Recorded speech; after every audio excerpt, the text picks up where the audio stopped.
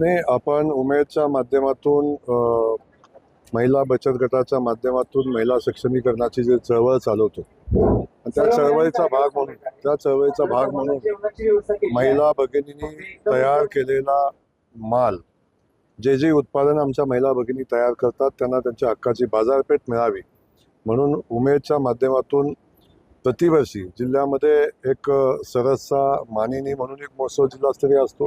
सरस विभागीय आणि राज्यस्तरावर आपण सरसचं एक्झिबिशन घेतो, महोत्सव घेतो.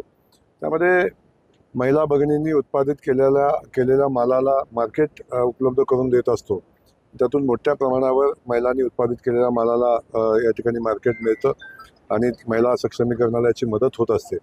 आज विभागीय सरस मेळावा या ठिकाणी होतोय आणि जवळजवळ 150 स्टॉल या ठिकाणी आहेत. ते येणाऱ्या 7 दिवस हा महोत्सव चालेल आणि या ठिकाणी खूप मोठ्या प्रमाणावर महिला भगिनींच्या उत्पादित मालाला बाजारपेठ उपलब्ध होईल आणि खूप मोठा उलाढाल या ठिकाणी होईल. मी महिला भगिनींना आमच्या सगळ्या बचत गटाच्या आमच्या सगळ्या उत्पादित बचत गटांना मनापासून शुभेच्छा देतो.